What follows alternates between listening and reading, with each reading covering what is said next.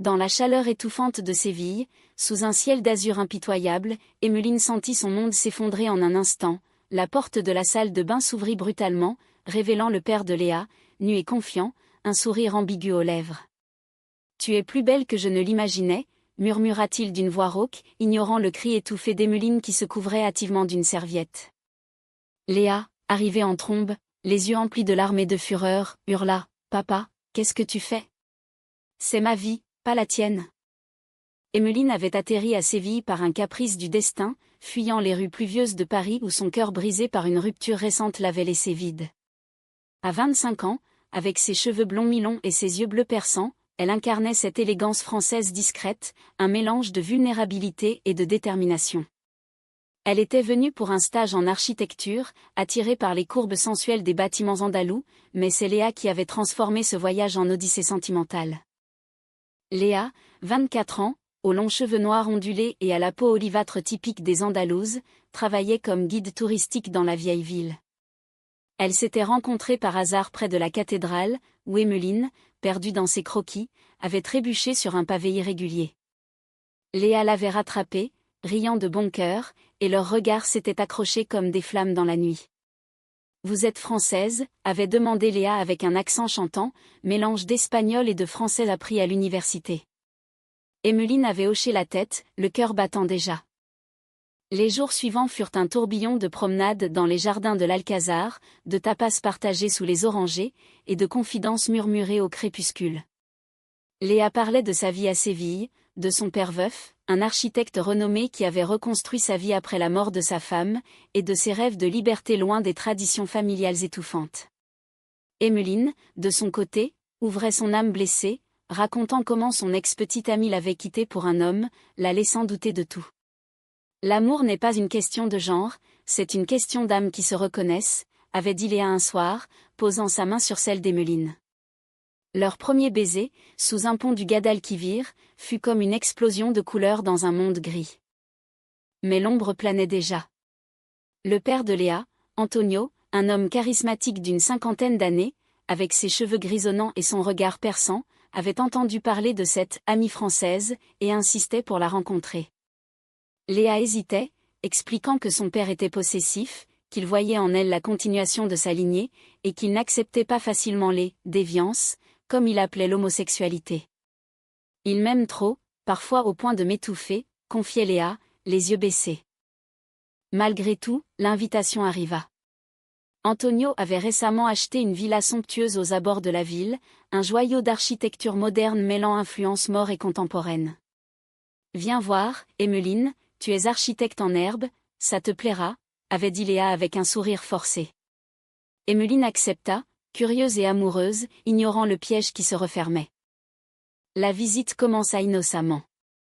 Antonio, vêtu d'une chemise impeccablement repassée, les guida à travers les pièces vastes, vantant les matériaux importés d'Italie, les vues sur les collines andalouses. Son regard s'attardait sur Emmeline, la complimentant sur son accent charmant, sur sa beauté, si parisienne. Léa, tendue, serrait la main d'Emmeline en cachette, comme pour la retenir. Puis vint le moment fatidique. Léa dut s'absenter pour un appel urgent de son travail, laissant Emmeline seule avec Antonio. « Profite de la maison, ma chère. La salle de bain est un chef-d'œuvre, avec une douche à l'italienne. Vas-y, rafraîchis-toi, la chaleur est infernale aujourd'hui », proposa-t-il avec un clin d'œil. Emmeline, épuisée par la canicule, accepta poliment et se glissa sous l'eau fraîche, laissant ses pensées dériver vers Léa. C'est alors que la porte s'ouvrit. Antonio entra, nu comme un verre, feignant la surprise mais avec une assurance déconcertante. « Oh, pardon. Je pensais que c'était libre. » « Mais puisque nous y sommes, » Emmeline hurla, attrapant une serviette, le cœur cognant comme un tambour. Léa surgit, alertée par le cri, et la scène explosa en un chaos d'émotions, accusations, larmes, révélations. Antonio avoua sans remords, il avait toujours su pour les inclinations de sa fille, mais il voyait en Emmeline une opportunité de la remettre sur le droit chemin, en la séduisant lui-même. « Les femmes comme toi méritent un vrai homme », cracha-t-il, ignorant la douleur qu'il infligeait. Léa, dévastée, confronta son père pour la première fois, hurlant des années de frustration refoulée. Cette nuit-là, dans une petite auberge loin de la villa, Emmeline et Léa se serrèrent l'une contre l'autre, pleurant et riant à la fois. « Je t'aime, malgré tout ça », murmura Emmeline, caressant les cheveux de Léa. Leur amour, forgé dans le feu de la trahison, semblait plus fort, mais les fissures étaient là, prêtes à s'élargir. Les semaines suivantes furent un mélange de passion et de tourments. Elles exploraient Séville ensemble, se perdant dans les ruelles étroites de Santa Cruz, partageant des baisers volés sous les arches gothiques. Léa initia Emmeline aux flamencos enflammés, où les corps se contorsionnaient au rythme des guitares, miroir de leurs propres désirs. « Danse avec moi, comme si le monde n'existait pas », chuchotait Léa, ses hanches contre celles d'Emmeline. Pourtant, l'ombre d'Antonio persistait. Il appelait sans cesse, suppliant Léa de revenir, promettant de changer. Emmeline, de son côté, luttait contre ses doutes, était-ce vraiment de l'amour, ou un rebond après sa rupture? Un soir, lors d'un dîner romantique sur une terrasse surplombant la Giralda, Léa confia « Mon père m'a élevée seule après la mort de maman. Il est tout pour moi, mais il me vole ma liberté. Avec toi, je me sens vivante. » Emmeline répondit par un baiser profond, leurs lèvres se mêlant comme des vagues sur la plage. Cette nuit-là, dans leur chambre d'hôtel, elles firent l'amour pour la première fois, un acte de rébellion et de tendresse. Les mains d'Emmeline explorèrent la peau douce de Léa, traçant des cartes imaginaires sur son corps, tandis que Léa murmurait des mots d'amour en espagnol, mêlés de français. C'était une symphonie de sensations, un abandon total qui effaça temporairement les blessures. Mais la trahison refit surface. Antonio, obsédé, engagea un détective pour suivre Emmeline, découvrant des détails sur son passé. Il confronta Léa, « Elle n'est pas pour toi. Elle a été avec des hommes avant, elle peut changer. » Léa, blessée, douta pour la première fois. Lors d'une dispute explosive, elle accusa Emmeline, « Est-ce que tu m'aimes vraiment, ou es-tu juste en train de fuir ton ex ?» Emmeline, les larmes aux yeux, répondit, « Mon amour pour toi est pur, Léa. Il transcende tout. » Elles se réconcilièrent dans les bras l'une de l'autre, mais la graine du doute était plantée.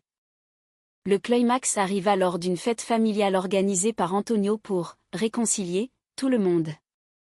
Dans la villa, sous les lumières tamisées, l'alcool coula à flots. Antonio, ivre, tenta à nouveau d'approcher Emmeline, la coinçant dans un couloir. « Laisse-la tranquille », cria Léa, intervenant avec une force inattendue. La confrontation dégénéra en révélation. Antonio avoua avoir saboté les relations passées de Léa par jalousie possessive, voyant en elle le fantôme de sa femme défunte. Léa, effondrée, choisit Emmeline. Elles fuirent la villa main dans la main, sous la lune andalouse, promettant de construire une vie ensemble, loin des ombres du passé. Les mois suivants furent une renaissance pour Emmeline et Léa. Elles louèrent un petit appartement dans le quartier de Triana, à Séville, où les balcons fleuris et les airs de guitare flottaient dans l'air. Emmeline prolongea son stage, dessinant des plans inspirés par l'architecture locale, tandis que Léa quitta son emploi pour ouvrir une petite agence de tours culturels, spécialisée dans l'histoire LGBT de l'Andalousie. Leur routine était faite de matins paresseux, de cafés forts et de promenades le long du fleuve, où elles discutaient de philosophie, d'art et de leurs rêves. « Tu sais, en France, on dit que l'amour est comme un vin qui se bonifie avec le temps », disait Emmeline un matin, embrassant Léa sur le front. Léa riait, répondant en espagnol, « Aquí, et como el flamenco », passionné, imprévisible. Leur intimité grandissait, faite de gestes tendres et de nuits ardentes. Emmeline adorait la façon dont Léa chantonnait en cuisinant des paellas, ou comment elle lisait des poèmes de Lorca à voix haute, ses yeux brillants d'émotion. Pourtant, les cicatrices persistaient. Antonio envoyait des lettres, des cadeaux, suppliant le pardon. Léa les ignorait, mais Emmeline voyait la douleur dans ses yeux. « Il est mon père, Emmeline. Comment puis-je le haïr complètement ?» confessait Léa lors d'une nuit d'insomnie. Emmeline la serrait fort, murmurant, « L'amour familial est complexe, mais notre amour à nous est simple, il est vrai. » Un jour, une lettre plus insistante arriva. Antonio était malade, un cancer diagnostiqué récemment. Léa, déchirée, décida de lui rendre visite. Emmeline l'accompagna, tendue mais supportive. À la villa, Antonio était amaigri, son arrogance fondue en vulnérabilité. « Je regrette tout, Ija. J'ai eu peur de te perdre comme j'ai perdu ta mère. Léa pleura, pardonnant partiellement, mais affirmant, ma vie est avec Emmeline maintenant. Accepte-la, ou perds-moi pour de bon. Cette visite marqua un tournant. Antonio, confronté à sa mortalité, commença à changer. Il invita les deux femmes à des dîners, apprenant à connaître Emmeline, posant des questions sur sa vie à Paris. Petit à petit, une trêve s'installa, teintée de méfiance mais aussi d'espoir. La romance entre Emmeline et Léa s'épanouit davantage. Elles voyagèrent à Grenade, visitant l'Alhambra au lever du soleil, où Emmeline demanda Léa en mariage de manière impromptue. « Veux-tu être mienne, pour toujours ?» Léa, les larmes aux yeux, accepta avec un baiser passionné. Leur engagement fut célébré dans un petit cercle d'amis, avec des toasts au vin espagnol et des danses endiablées. Mais le destin frappa à nouveau. Lors d'un voyage à Madrid pour un congrès d'architecture, Emmeline rencontra par hasard son ex, Claire, qui regrettait leur rupture et tentait de la reconquérir. « J'ai fait une erreur, Emmeline. Reviens-moi. » Emmeline, fidèle, refusa, mais l'incident sema le doute chez Léa, qui avait vu des messages ambigus sur le téléphone d'Emmeline. La confrontation fut explosive. De retour à Séville, Léa accusa « Tu es comme mon père, tu joues avec les cœurs. » Emmeline, blessée, expliqua tout, mais Léa, rongée par l'insécurité, partit chez son père pour réfléchir. Seule, Emmeline erra dans les rues, le cœur en miettes, se rappelant les mots de Baudelaire sur l'amour tourmenté. Antonio, surprenant allié, conseilla Léa, « Ne laisse pas la peur détruire ce que tu as de plus précieux. » « J'ai fait cette erreur, ne la répète pas. » Léa revint, les yeux rougis, et elles se réconcilièrent dans une étreinte passionnée. « Pardonne-moi, mi amor. Je t'aime plus que tout. » Leur relation, renforcée par ces épreuves, devint un témoignage de résilience. Elles planifièrent leur mariage, mélangeant tradition française et espagnole, une cérémonie intime dans un jardin andalou, avec des vins de Bordeaux et des tapas locales. Antonio, en rémission, assista, les larmes aux yeux, acceptant enfin leur amour. « Vous êtes belles ensemble, » murmura-t-il, offrant la villa comme cadeau de noces. Emmeline et Léa, main dans la main, regardèrent l'avenir avec espoir, sachant que l'amour vrai triomphe des trahisons. Mais la vie n'est pas un conte de fées. Quelques mois plus tard, la maladie d'Antonio revint, plus agressive. Léa, dévastée, passa des jours à son chevet, Emmeline à ses côtés. Dans ses derniers moments, Antonio confia, « Prends soin d'elle, Emmeline. Vous êtes sa famille maintenant. » Sa mort fut un coup dur, mais elle unit les deux femmes plus que jamais. Après la mort d'Antonio, Séville sembla plus sombre pour Léa. Les rues animées, autrefois source de joie, évoquaient maintenant des souvenirs aigres-doux. Emmeline, sentant la mélancolie de sa compagne, proposa un voyage en France, pour changer d'air. « Viens à Paris, découvre ma ville. Peut-être que ça nous aidera à guérir. » Léa accepta, et elles s'envolèrent pour la capitale, où l'automne peignait les feuilles en or. Paris accueillit Léa comme une amante jalouse. Emmeline la guida à travers les boulevards haussmanniens, les cafés de Montparnasse, et les berges de la Seine. « Ici, j'ai appris à aimer », confia Emmeline un soir, sur le pont des Arts. Léa, émue, attacha un cadenas symbolique avec leurs initiales, scellant leur engagement.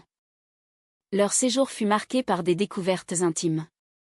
Elles visitèrent le Louvre, où Léa s'émerveilla devant la Vénus de Milo, comparant sa beauté à celle d'Emmeline.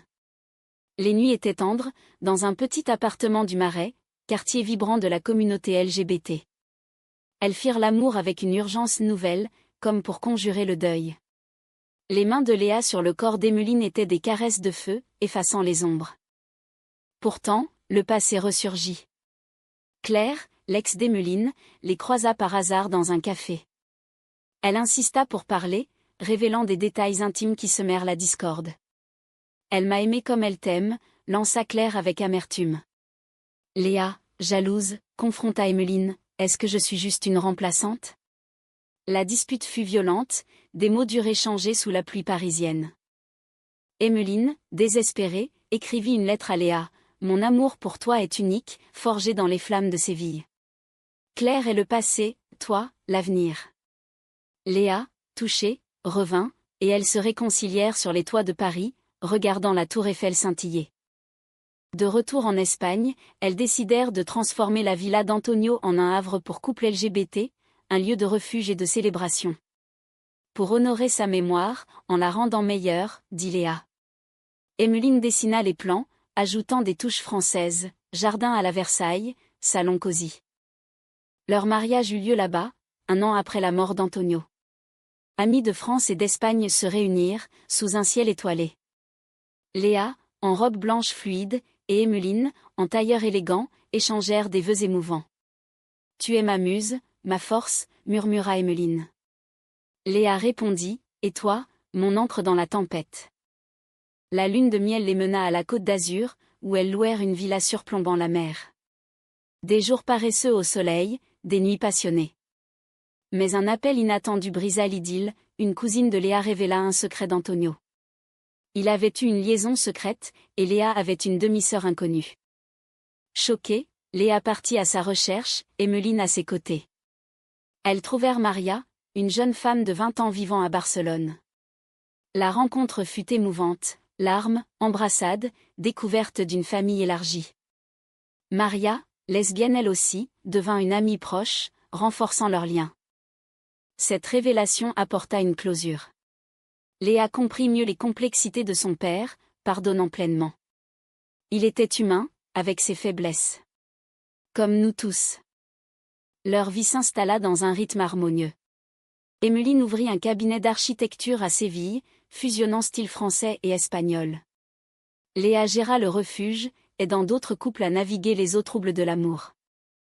Des années passèrent. Leur amour, testé par le feu, devint un phare pour d'autres. Elles adoptèrent une petite fille, Sofia, apportant une nouvelle dimension à leur famille.